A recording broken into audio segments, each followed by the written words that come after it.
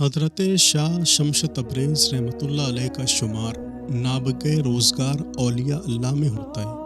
آپ 584 ہجری کو اس جہان فانی میں تشریف لائے۔ آپ کے والد بزرگوار کا نام علاء الدین تھا، جو امامت کے فرائض انجام دیا کرتے تھے۔ آپ کی والدہ ماجدہ بی بی اسمارہ فاطمہ، جو اپنے دور کی نابغہ روزگار خواتین میں شمار ہوتی تھی۔ حضرت شاہ شمس تبریز رحمۃ اللہ علیہ حضرت بابا کمال الدین جندی حجازی کے دست حق پر بیعت ہوئے اور سلوک کی منازل طے کرنے کے بعد خرقہ خلافت سے سرفراز ہوئے۔ آپ چونکہ مادرزاد ولی تھے، اس لیے اکثر و بیشتر بہت سی خوارق عادات حرکات سے آپ سے سرزد ہو جاتی تھی۔ ایک روز حضرت بابا کمال الدین جندی رحمۃ اللہ علیہ نے آپ کو تلاوت قرآن پاک کا حکم دیا اور خود محفل میلاد میں شرکت کے لیے چلے گئے۔ اس وقت تو آپ کی عمر مبارک 10 برس تھی۔ جب حضرت بابا کمال الدین جندی محفل سے فارغ ہوئے تو واپسی پر آپ کے لیے بھی کھانا لیتے آئے۔ جس وقت تو حضرت بابا کمال الدین واپس پہنچے، اس وقت تو رات کے 11 بج رہے ہوں گے۔ آپ نے اپنے شاگردوں کو راستے سے ہی گھر بھیج دیا اور تنہا دبے پاؤں مسجد میں داخل ہوئے تاکہ دیکھ سکے کہ اس وقت تو شاہ شمس تبریز کیا کر رہے ہیں۔ جس وقت تو آپ نے مسجد کے اندر جھانکا تو دیکھا کہ حضرت شاہ شمس تبریز قرآن مجید کھولے تلاوت کر رہے ہیں اور قرآن مجید میں سے ایک نور نکل کر حضرت شمس تبریز کے سینے سے ہوتا ہوا آسمان کی جانب بلند ہو رہا ہے۔ آپ حیرانگی کے ساتھ یہ منظر دیکھتے رہے۔ پھر جب آپ نے کھنکار کر حضرت شاہ شمس تبریز کو اپنی جانب متوجہ کیا تو وہ نور غائب ہو گیا۔ حضرت شمس تبریز حضرت بابا کمال الدین کے حکم پر روم تشریف لے گئے اور وہاں حضرت مولانا روم کے ساتھ آپ کا تعلق رہا۔ حضرت شاہ شمس تبریز نے اپنی ساری زندگی اتباع سنت میں بسر کی۔ آپ کو اللہ عز و جل نے ظاہری و باطنی دونوں علوم سے بہرہ فرمایا تھا۔ آپ نے 670 ہجری میں اس جہان فانی سے کوچ فرمایا۔ آپ کو شہر دمشق کے شاہی قبرستان میں سپرد خاک کیا گیا، جہاں آپ کا مزار آج بھی مرجع خلائق ہے۔ حضرت شاہ شمس تبریز رحمۃ اللہ علیہ 584 ہجری بروز سوموار کو اس جہان فانی میں تشریف لائے۔ آپ کے والد ماجد کا نام علاء الدین تھا، جو کہ ایک مسجد میں امامت کے فرائض انجام دیتے تھے۔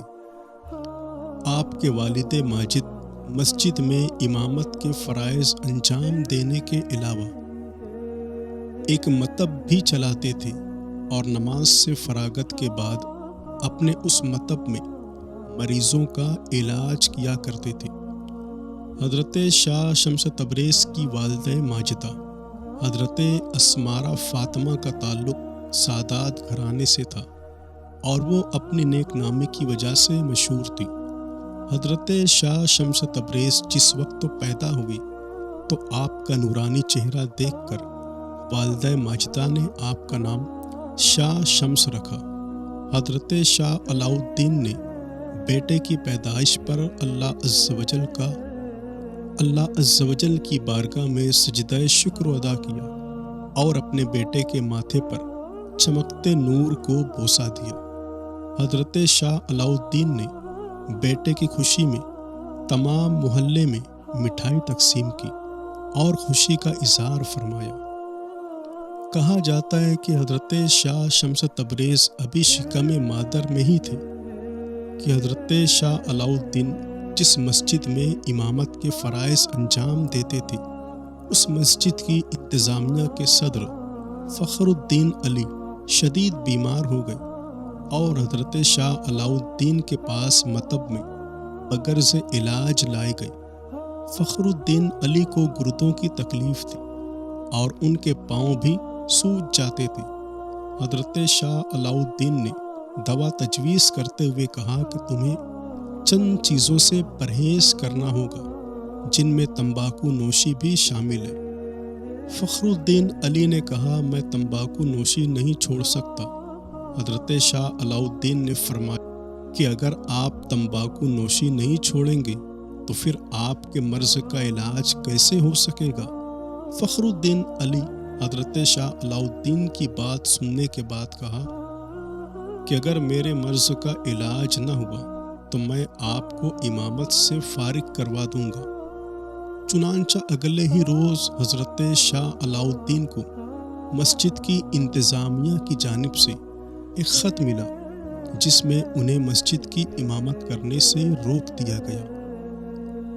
آپ نے آئندہ سے اس مسجد میں نماز کی ادائیگی بھی ترک کر دی اور اپنے مطب کے نزدیک ایک اور مسجد میں نماز کی ادائیگی کے لیے تشریف لے جانے لگے۔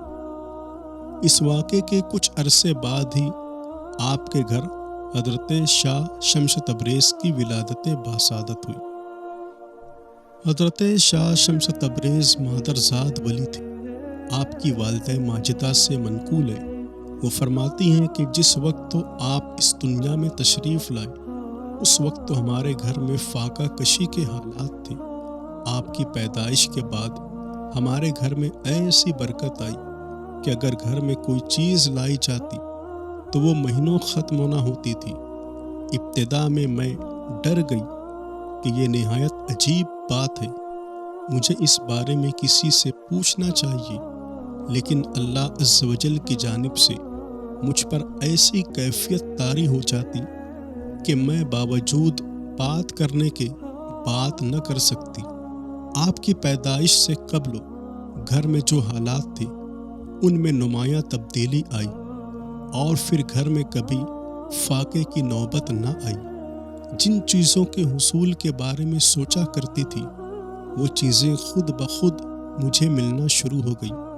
حضرت شاہ شمس تبریز کی عمر مبارک جب 6 سال ہوئی تو اس وقت تو آپ کے چہرے مبارک پر نورانی شعاعیں صاف نظر آتی، نہایت سلجھے ہوئے تھے اور ہر بڑے بزرگ کا نہایت ادب کرتے تھے۔ کہا جاتا ہے کہ میں کتب سیر میں آپ کی والدہ ماجدہ سے منقول ہے کہ ایک روز حضرت شاہ علاء الدین اپنے مطب میں تھے اور میں ایک ہمسائی کے ساتھ باتوں میں مشغول تھی کہ گھر میں اچانک دن کے وقت تو اندھیرا ہو گیا، آسمان سے سورج غائب ہو گیا، یہاں تک کہ کچھ دکھائی نہ دیتا تھا۔ میں اور ہمسائی دونوں نہایت پریشان تھے کہ اس دوران نور کی کرنیں نمودار ہوئیں اور میرے گھر سے آسمان کی جانب بلند ہونا شروع ہو گئی۔ میں نے گھر کے اندر جا کر دیکھا تو شاہ شمس تبریز جن کی عمر بمشکل 6 برس تھی وہ گھر کے ایک کونے میں تشریف فرما تھے اور آسمان سے جواہرات کی بارش ان پر ہو رہی تھی۔ شاہ شمس نے جب مجھے دیکھا تو آگے بڑھ کر میرا ہاتھ پکڑا اور مجھے گھر کے ایک کمرے میں لے گئے۔ اس کمرے کی فضا میں عجیب قسم کی خوشبو مہک رہی تھی۔ اس دوران ندائے غیبی مجھے سنائی دی کہ اے سیدہ، شاہ شمس اللہ کا دوست ہے اور تو اپنے بچے کی حفاظت کرنا اور اس کی تربیت میں کوئی کسر باقی نہ رکھنا، اللہ عز و جل تجھے اس کا بڑا اجر دے گا۔ حضرت بابا کمال الدین جن کا شمار نابغہ روزگار اولیاء اللہ میں ہوتا ہے، ان دنوں حج کی سعادت کے لیے مکہ مکرمہ میں موجود تھے۔ آپ ایک دن سو رہے تھے کہ خواب میں دیکھا کہ آسمان سے نور کا نزول ہو رہا ہے اور ایک چھوٹا سا لڑکا اس نور سے کھیل رہا ہے۔ آپ نے اس لڑکے کی شکل و ذہن نشین کر لی اور حج کی سعادت کے بعد اس لڑکے کی تلاش شروع کر دی، یہاں تک کہ ان کی ملاقات حضرت شاہ شمس تبریز سے ہو گئی۔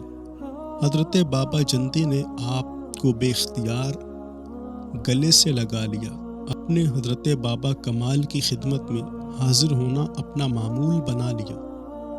اس دوران حضرت شاہ شمس نے مختلف علماء کی خدمت میں رہ کر دنیاوی تعلیم بھی حاصل کی۔ حضرت بابا کمال جندی نے جس وقت تو اپنی مسجد کی تعمیر شروع کی تو انہوں نے اپنے شاگردوں کو مسجد کی تعمیر میں لگا دیا۔ حضرت شاہ شمس تبریز نے اپنے ذمے مٹی ڈھونے کا کام لیا۔ ایک روز حضرت بابا کمال جندی نے دیکھا کہ حضرت شاہ شمس تبریز سر پر مٹی ڈھو کر لا رہے ہیں۔ جب حضرت شاہ شمس نزدیک پہنچے تو مٹی کا وہ ٹوکرا ان کے سر سے 1 فٹ بلند تھا۔ حضرت بابا کمال جندی نے جب آپ کی یہ کرامت دیکھی تو آپ سے متاثر ہوئے بغیر نہ رہ سکے۔ کتب سیر میں منقول ہے کہ ایک رات حضرت شاہ شمس تبریز بابا کمال الدین کی خدمت میں تشریف فرما تھے کہ تیز آندھی آ گئی جس سے حجرے میں جلتا چراغ بجھ گیا۔ حضرت شاہ شمس تبریز مسکرائے تو حجرے مبارکہ میں تیز روشنی پھیل گئی۔ حضرت شاہ شمس تبریز جب گھر سے حضرت بابا کمال الدین کی مسجد میں جانے کے لیے نکلتے تو راستے میں آپ کا گزر مکئی کے ایک کھیت سے ہوتا تھا۔ ایک مرتبہ آپ اس کھیت سے گزر رہے تھے اور فصل اس دوران پکی ہوئی تھی۔ کھیت کے مالک نے کھیت میں پانی لگایا ہوا تھا تاکہ کوئی وہاں سے نہ گزرے۔ آپ حسب معمول وہاں سے گزر رہے تھے کہ کسان نے آپ کو آواز دے کر روکنا چاہا۔ آپ اپنی کیفیت میں تھے اس لیے اس کی بات نہ سن سکے۔ آپ جب اس کھیت سے نکل گئے تو اس دوران زمین نے سارا پانی پی لیا اور کھیت خشک ہو گیا۔ کھیت کے مالک نے جب یہ منظر دیکھا تو وہ بھاگا ہوا حضرت بابا کمال الدین کی خدمت میں حاضر ہوا اور سارا ماجرا بیان کیا۔ حضرت بابا کمال الدین نے اسے تسلی دی اور اس کے ساتھ اس کے کھیت میں پہنچے۔ جب وہاں پہنچے تو کھیت پانی سے بھرا ہوا تھا۔ حضرت بابا کمال الدین واپس آئے اور حضرت شاہ شمس تبریز کو بلا کر فرمایا کہ وہ آئندہ ان معاملات میں محتاط رہا کرے۔ حضرت شاہ شمس تبریز نے علوم ظاہریہ کے حصول کے بعد حضرت بابا کمال الدین کی خدمت میں علوم باطنیہ کا حصول شروع کیا۔ آپ حضرت بابا کمال الدین کے دست حق پر بیعت ہوئے اور سلوک کی منازل طے کرنے کے بعد خرقہ خلافت سے سرفراز ہوئے۔